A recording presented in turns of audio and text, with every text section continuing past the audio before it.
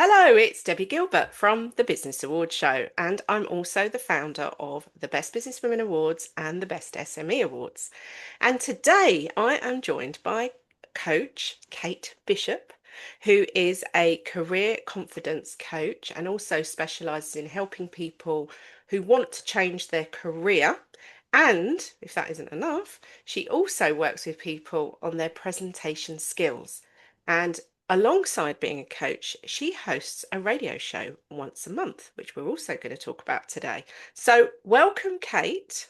Thank you so much, Debbie. It's absolutely honour, and what a lovely, lovely way to start a Wednesday morning chatting with you. Oh, thank you. Well, the last time I saw you, you were clutching your silver award, standing on stage as one of our best coaches for 2025. Oh That was gosh, a I great can't believe feeling. it. It was amazing. It was the whole experience was just wonderful to be in the presence of so many women who have done incredible things and started wonderful businesses because they've all had a drive to do something, to be courageous, to be confident. To do that was, yeah, it meant an awful lot to be part of that. So thank Oh, you. fabulous. So, on our show, we always start off talking about how somebody started their business, what motivated them to do it, what was the story behind Kate Bishop Coaching? Tell us. Oh my goodness. Okay, I'll keep this as short and sweet as possible. I used to work in totally different careers, to work in events. It feels like a million and 2 years ago. And I loved it. For about 5 years, I loved every second of it, but I made the very stupid mistake of making my working life my entire life Mm. and began to really suffer from burnout, overwhelm and burnout were the big ones. And I hadn't really, I didn't know anything about coaching. I thought it was something that footballers had, or business executives, CEOs, and I just thought, okay. But then I really hit a bit of a brick wall and completely burnt out. And it'd been going on for about 3 years, and I hadn't addressed it. And by that stage, I just had no idea what to do. I'd lost all my confidence. I had epic imposter syndrome. So I didn't believe I'd ever get another job, that I was stuck there for life. I was in this pit of despair. And one of my colleagues came in one day and said, "Oh, I've just done this certificate coaching course weekend. Everything they talked about, you do, Kate, and you don't realize you're doing it with us. You should go on it." And I was so cynical, Debbie, because I was just like, it's going to be a weekend long sales pitch. I'm not going to get anything from it. I'm literally going to go get free coffee and fine, I'll just sit through it. So I took myself off, and within halfway through the first day, I just thought, oh, right, Mm. that was a light bulb moment. And I thought, I found my tribe of people. They're speaking my language. And I realize I can do this quite naturally. And I don't know how or why that's happened, but I'd love to learn more about it. And then I met up with a very dear friend of mine that evening, who looked at me and said, "You look happy. You haven't looked happy in about 3 years. What's going on?" And I said, "I found my way out of my pit. I've got an idea for a business." And he very kindly bought all the gin that night, and we planned it out. Fantastic. So that was how many years ago now? Oh my gosh, that was back in 2015. Hmm. And then I retrained, I did two coaching diplomas. Because I thought originally I would go into small businesses and stop what had happened to me happening Yeah. to anyone else. Work with business owners, work with the leadership team, and go, right, your top talent, where are they failing? Where are they crumbling? Mm. Let's help support them. And in the grand scheme of things, and fate happened, or coaching fate, I had the people who were crumbling come to me because they really resonated with that story. They didn't want to be where they were. They had no confidence in themselves, no self belief. They had no idea what they wanted to do, what they could do, or if they did have an idea. And I get quite a lot of people wanting to set up their own businesses coming from an employed role. They didn't know how to do that and how to have the courage to take that step. So Mm. that's what's led me to work with people now, making working lives better by feeling more confident, more courageous, being bold, speaking up in meetings, being brave to start your own business. Mm. And And you've done the journey yourself. yes, And I think that's quite important because you really can empathize with somebody who's potentially stuck in a role or stuck working, doing a job they really hate for whatever reason. because Yeah, you've done it yourself and climbed out of it. Um, absolutely. so you did the business part-time to begin with, and then you evolved it into full-time. So how was that transition for you? Well, it was, I have to say, it was forced slightly by COVID Right. because I was living in London and COVID hit. And it was that Christmas where everyone said, oh, we're all going into tears. And we were all shedding tears because of the tears. Mm. And I did the panicked phone call to my lovely parents, went, if you want me home for Christmas, Mm, uh, I've got to come home now. And yeah. to be completely honest, I came home and then we all went into full lockdown. Like, I never really left. No.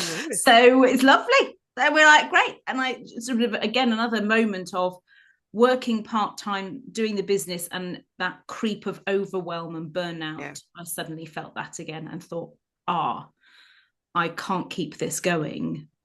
Um, Especially when we do return back into the office. What does that look like, and how am I going to manage that? So that was a bit of a defining moment of, to really go for this, I've got to go all in. It was for me, that's probably one of the boldest, Mm. bravest decisions I've made. I won't say stupid because I love what I do. No, but it takes a lot of courage, I Yeah, think. I speak to a lot of women who started their business part-time and then had to make that leap to go yeah, full-time. Because in the end, it becomes a juggling act that neither part of either the work you're doing and your business gets adequate attention. So then you have to go, right, okay, which bit here is more important to me? absolutely. And a lot, when I'm talking especially about career change with clients, we always start with, what do you want your life to look like, not just your working life. It has to facilitate your enjoyment, your health, your family, your important values. And at that stage, I was just about sleeping, and really, there wasn't much time for anything else. I thought, no, we're not doing this again. So yeah. So the clients that you work with, they come to you because they are at maybe potentially a crossroads in life and Mm-hmm. lacking that confidence to make a change. So what are the common things that you see with people as to why they're lacking that confidence and why they need to work with a coach to get them through it?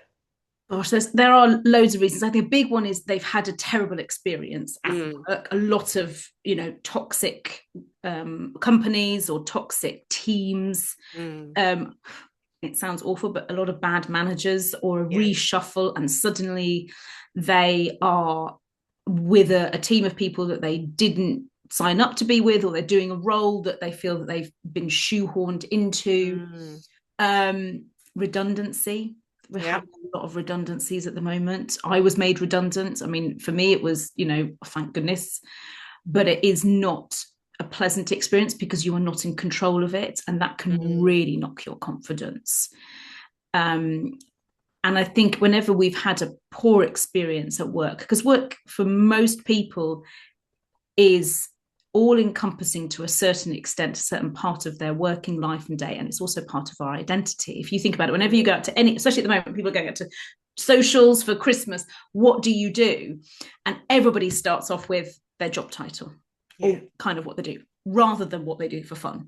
So when I meet people and they go, oh, well, I think, oh, there's an opportunity here to lift you up and to make your working life better.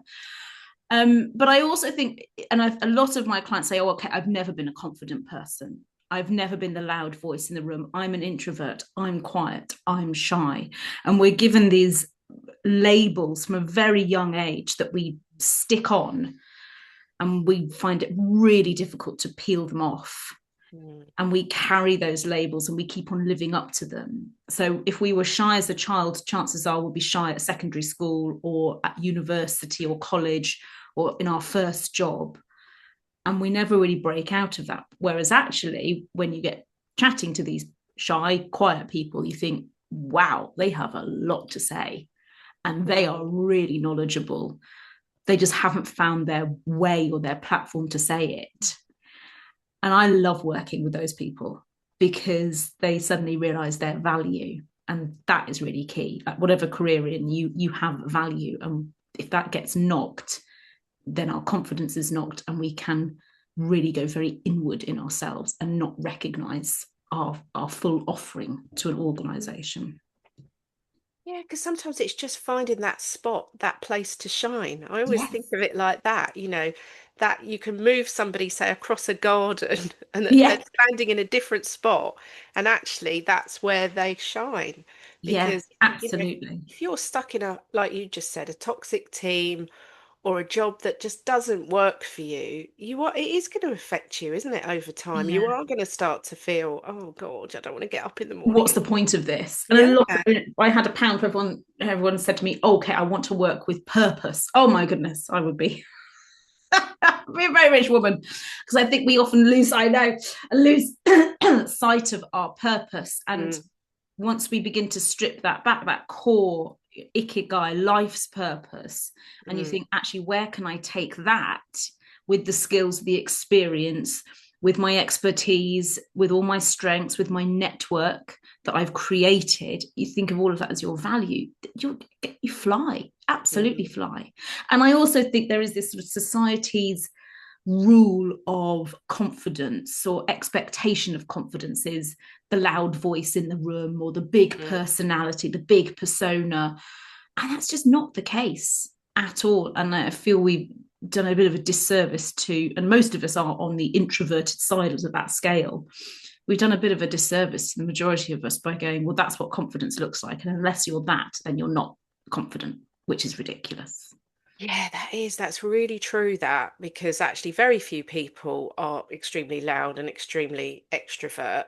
So the majority of us just have to work on getting our voices heard in the Yes. right way without, you don't have to be the loudest person in the room. No, not at all. You just have to be able to communicate your worth, really, Yes. and who Yeah. you really are. So you're working with people who have just been made redundant, but you're also working with people who need help with presentation skills. So Mm-hmm. talk me through a little bit about that. And I think that there's a few sayings around presentation skills that people fear it sometimes more than death.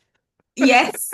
Yeah, it's something like, and I'm not sure if this is true now, that statistic, but it was a few years ago. It was like 72% of people feared speaking publicly more than they Yeah, feared dying, which is just, crazy. all right, take a breath, everyone. Yeah, I work with quite a lot of business owners, solopreneurs who struggle to be visible in their business. And a lot of that comes down to public speaking and showing up, especially on social media. Mm, And when I talk about public speaking, we're public speaking now because we are mm, speaking openly to each other. That's public speaking. It's having a chat, it's having a conversation. But I feel, again, we tend to heighten this. Our fear overcomes the actual act of doing it. mm. Our fear of looking stupid, not having an answer to the right question, the right answer to questions, stumbling over our words, not being coherent. All of these things play into us. And often it's our imposter syndrome or our negative inner critic going, no, don't do that. That's a risk. You could look like a fool. You could look like you don't know what you're saying. And that could just stops us, blocks us. Whereas if you were to sit and have a chat with that person one to one over a coffee, they would fly. They would just tell you everything you needed to know. I had a wonderful client who's an interior designer, and I am not an interior designer at all. I look at colours and go, oh, that's pretty, put it here. Oh, that's pretty, put it there. She's just, okay, just stop right now. But once I said, well, how do you pattern match and how do you colour and pattern? She started to talk me through her process. And I said, well, you've got the makings of a workshop there. And she said, no, I Mm. couldn't, Kate. I couldn't do a workshop. Me, a workshop. Well, a month ago, she ran her workshop, Oh, brilliant. which That's is a lovely just story. amazing. But Yeah. it's seeing that value and doing it her way. And I think that's for all of us, rather than having this epic mountain of public speaking, it's actually, what do people need to hear from you? What Mm. have you got to say that needs to be said or understood? How can you guide people? How can you educate them? How can you teach them? How can you support them? Because we all have something that Mm. someone needs to hear and to go, yes.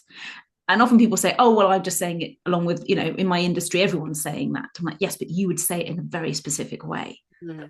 People will go, oh, I understand what you mean now. I get it. I get it when you say it like that. Mm. So And there I is, think it's very linked with the other work you're doing, isn't it? Because, helping people present themselves better will help them to get a job or to start a yes, business. So I guess the whole thing weaves together quite nicely for you, really. it does. It all interlinks, and it's whether it's interview confidence, whether it's people who are quite early on in their careers and they're struggling. I mean, so many, I would say, early careers professionals are still struggling with hybrid working because it's Mm, really difficult to be seen and heard on a Teams call or a Zoom call. You don't have such a natural flow in a team no. meeting. You don't interject, and you miss those. I was speaking to a couple of business leaders, a partner in a law firm, and he said, we don't know our early careers professionals like we used to because we don't see them and we don't hear from them as much because that environment is not there. He said, I Mm. think we are missing out on noticing and highlighting certain skills and talent in certain areas, and we don't know, therefore, how to help their careers. I agree. I think there's a huge discord now with hybrid working and Yeah. remote working. Has so many benefits, but it has quite a lot of downsides. Yes. So I think we're going to see more and more issues with that. So Yeah. let's go on and talk about your radio show, because I presume that came out of your love of talking about presenting. Yeah, I just like to talk, Debbie, let's be honest. I mean, I like to talk and I like music. There we go. I was like, oh, Oh, what there can we you do with radio? go. So how did all that come about? And tell Well, us the name of the show and when it gets broadcast. so yes, I have a confidence radio show. It's called the Confidence Collective, and it's Right. with Cotswolds Radio. I'm based in the Cotswolds, and it's the first Monday of every month, and we talk about everything to do with confidence. And I have wonderful guests. We've had a body image confidence coach and boudoir photographer on. Oh, We've had neurodiversity confidence. We've had confidence in front of the camera, financial confidence specifically for women. Big issue, I think, especially of women who've been told, and I think this is not the case necessarily the younger generation, but have been told, oh, well, you just don't worry. I still remember a friend of mine in the village said, oh, I was told, my financial advice was, once you're married, you won't need to worry about money. oh my goodness me. Now, this is a woman who's had an incredibly successful career as a doctor and didn't take that financial advice and has a very supportive husband, but that was the advice that I think has been sort of flooded out there. So I have a mixture of guests and a mixture of what I do, talking about career change and seeing your value and getting over imposter syndrome and all that wonderful stuff. And we play epic confidence boosting tunes I every love. Monday, 3 p.m. You can have a little boogie around your office or your kitchen or wherever you might be and pick up some top tips. And it was all started, again, it came out of COVID, the actual radio station's community radio. And it was especially in quite a rural area, the need for links with a Mm. separated, spread out, isolated, and actually quite lonely community during that time to try and bring people together. And it has just gone from strength to strength, which is wonderful. It is, again, a huge honour to be part of that and to Yeah, and contribute. community radio is a local lifeline for a lot of It people. is. It really is Yeah. important, and we mustn't lose sight of that, I Yeah. think.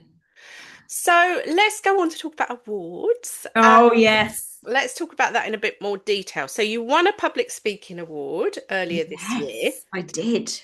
and then you stepped into the spotlight to enter the Best Business Women Awards. So talk us through what that was like. Okay, so I won this public speaking coaching award in January, which I was not expecting. What a way to start 2025. Mm. And I have to say that gave me a bit of a funny enough this for a confidence coach, a confidence boost to go and apply Yeah, for. but you're allowed to have We're moments allowed of to have, lacking everyone's confidence. allowed to have their Yeah, of moment. course. And I was looking around at awards and I think that a lot of people often make the mistake of, or I'll apply to everything and see what Yeah. sticks. See what sticks, yeah. Which is a bit like jobs, really. When I'm working with my career change class, I go, okay, I've applied to everything. I'm like, hold on, where's the strategy here? Yeah, We're you need a just strategy. Totally need a agree. strategy. Mhm. And I think I'd come on one of your very informative webinars earlier in the year. I think it'd been March time. Yeah, it would have been. Yeah. And you had some wonderful guests. You had a few of your award sponsors and I Yeah. think a couple of award Judges. winners. Yeah, and winners. Yeah. And it really just started to hit home of the care and the dedication and the focus that goes into the Best Business Women Awards. And I Mm. thought, yeah, that those are my values. And I've Mm, been in a career where my values were not met. I've mm, created my business based on my values and my mission of, healthy mm, life, healthy career. And I thought, yeah, this is something that is really, really interesting for me, and something I'd like to learn more about and be part of. mm. So I spent a long time on my application. It's a lot of work. It is a A lot of lot work. of work, and a couple of, I think, again in that, and I came to another meeting where it was about application help.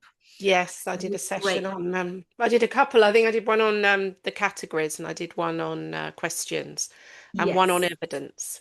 Yeah. Yes. So and that was great, and I think my one tip, if anyone is looking to start their award journey, Mm, is to go through that, listen to mm, your words of wisdom, yeah. attend those sessions, and not be afraid of it, because actually what I found, it really shone a bit of a mirror of my business back to me. I was like, oh yeah, I mean, I every day I get up and go, right, let's make Mondays feel as good as Fridays, let's make working life better. But sometimes when you go through that process of really answering those questions Mm, in depth, you think, yes, this mm, is a wonderful reminder, and really brought me back to the roots of why I do what I do. Because when you're in the thick of it, of marketing and trying to find new clients and doing your financials and all the rest of it, it's you get a little bit lost sometimes. So that mm. was wonderful. I thought, well, there we go. There's a win already, whether or Yeah. not. um, Well, I think it is a reflective piece of work. Even if you don't get shortlisted, I think you end up being able to go, oh, actually, I'm doing that really well, but over here I could probably improve. yes, So I think there is a reflective piece of work when it comes to award entries, and you now have a blueprint of all that yeah. information you gathered together, and you could enter other awards with that. And is that your plan? Would you like to enter other I awards? would. I'm actually speaking at a female business summit, which I think they run some awards later on in the year. That's going to be in January. I'm obviously going to be applying again for the Best Business Women Awards. The night was fantastic. Oh, thank It you. was just wonderful. And we were speaking before we went live. I used to work in events, so we used to do a lot of setting up behind the scenes, You and I know. was really impressed Oh. with everything the evening, and had wonderful table. I went on my own, which is always a little bit unnerving. You think, oh gosh, I'm going on my Well, own. let's stop there and talk about going on your own because actually, my view of this is it's a good networking opportunity if you go on your Yes. own. Because Yeah. we have a thing where you will have found most of the people on your table are on their own. Yes. That's how we do it. Because I would hate to put Perfect. somebody on a table of 10 people, of which 8 or 9 of them knew each other, because that would be awful for you. It's Yeah. happened to me, so I know. Oh, Oh yes, it's happened to no. me. So I knew when I set up my awards of all the Yeah. horrible things that had happened to me at awards that I wouldn't do. And That that is was one of one. them. So we Yeah. call them tables of ones. That's how we do. I It was great. I mean, I had such wonderful conversations, and the Janine, I met her there. She's running the Female Business Summit. Oh, I'm speaking at that as well. Yes. Oh, we'll make sure we put the links into the Yeah, put the notes. links in.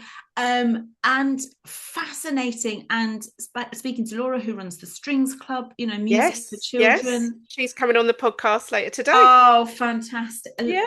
you just think, oh, yeah. And then immediately begin to think, oh, yeah, that person here and that person. Mm. And I've already got people who I want to introduce to the Best Businesswomen Awards, Oh, because, thank you. you think they deserve to be seen as Yeah. well. Might need a bit of confidence coaching to get them there, but we'll get them there. We'll get them there. Oh, And it was really, really fun. And I think there is that, oh gosh, you walk into a room full of people and you think, oh, I'm here on my own. yeah. And everybody was so lovely. One of your judges, sponsors, she immediately came up to me and said, oh, hi, you're on your own as well. And we had a good old chat, and it was just lovely. Good, good. Because it is daunting Yeah. going to any event on your own. Oh, Um, let's talk a bit about networking because oh I yes. know you used to be heavily involved in networking because it's a little bit like walking into a It networking event is. on your own when you It walk is. into awards on your own. Yeah. Um, and that's what I always often say to people, like most of us go networking on our own, let's be honest. Yeah. So actually walking into an awards is not that dissimilar. It's just much more glamorous. Just much more glamorous. We're all dressed up. Everyone's looking amazing compared to 7 in the morning when you're going, I know.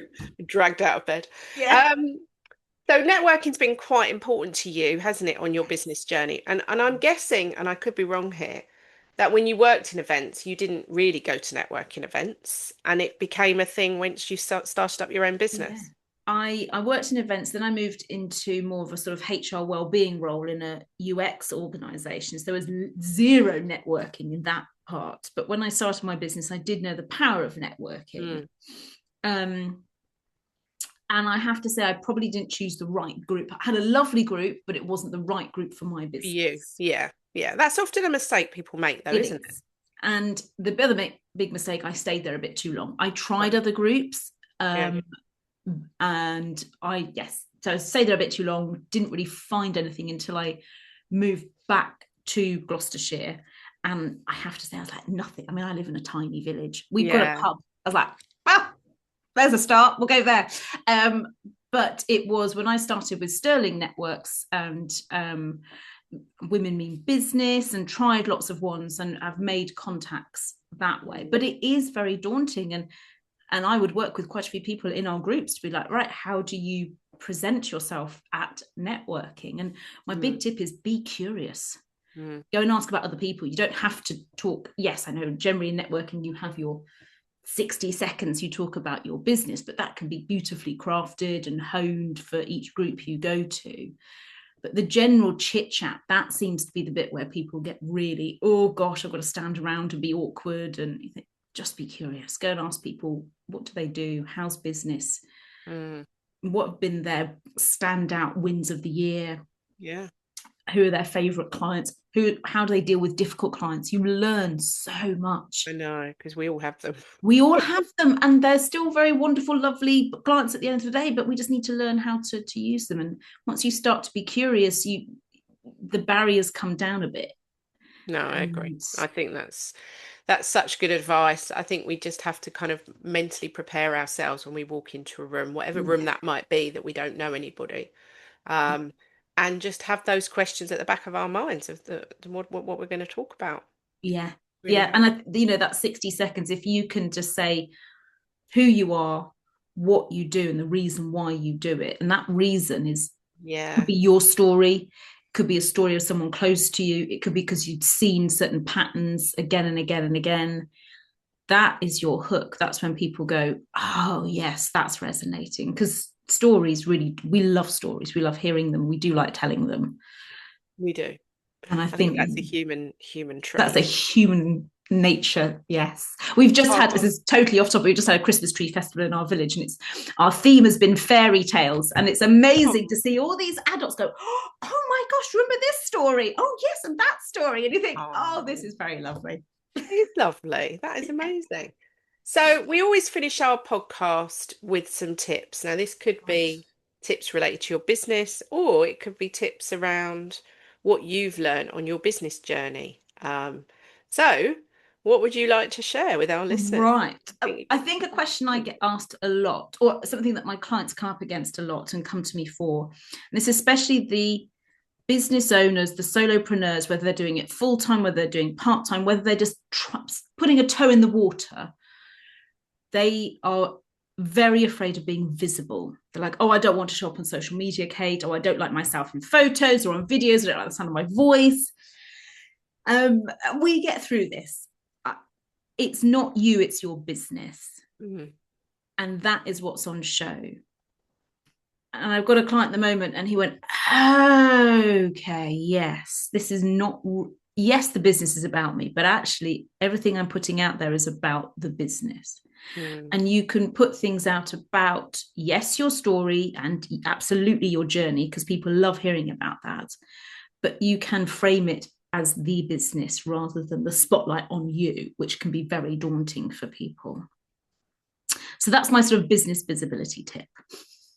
Because we do have to put ourselves out there if We we want to do. get seen above Yes. all of the noise and all of Yeah. there's so many people out there now. That's what I've found. Doing, yeah. And we just So have to get more comfortable with it, I think. yeah. And that's partly is exposure to Mm, keep on doing it, do it in different ways, And you don't have to suddenly start putting a video out every day, or these No. reels, or make it super, flash production style Hollywood intros. It's you telling people what they need to know and what they need to hear. It's your message. It's your message. And I think none of us really like the sounds of our own voice like that. No, when I listen to myself, I'm like, oh God. I'm a trained performer, Debbie. I did that 1,002 years ago. Oh, And even did you? yes, so I use my performer's toolkit to Ah, dive in and help with that. But even to this day, I hate the sound of my own voice. I'm like, oh no, I've got a splashy S. Oh no, that was not oh, the right pitch. So even after all of these years, I'm cringe. But I know that actually it's not, no one's going to sit in there going, oh, I don't like the sound of her voice. They're going to go, what's she talking about? Oh, that's interesting. Oh, yes, that resonates. yeah. Because that's what they're interested in is actually what you are saying, not what you sound Yes, like, not isn't what you it? sound like. Go for Exactly. that. Yeah. Well, it's been lovely chatting to you. Oh, it's been I've wonderful. learned Thank you. quite a lot today, actually. It's been really, really interesting. So, if you are listening to today's episode, I will make sure that Kate's details are in the show notes and the information about her radio show on Cotswold Radio. And we'll put the details of the summit that we're both speaking at in January. Yes, Um, absolutely. Gosh, I can't wait for that. and I'm pretty sure, Kate, we're going to be seeing you at our awards and other awards in the future. I hope so. I So can't we will be watching your award journey wait. with interest because we love it. We love it, and we love it when our winners go on to win other awards that are out there because there's lots of amazing award programs out there. And yes, I was at Janine's awards this year myself, and I won Oh, awards. So you should definitely think about entering I them would. as Yes, well. I think she's got me hook, line, and sinker. She has. Well, have a wonderful rest of your day, and Thank you so good luck. much. Good luck on your business journey. Thank you. Thank you so much, Debbie. Thank you.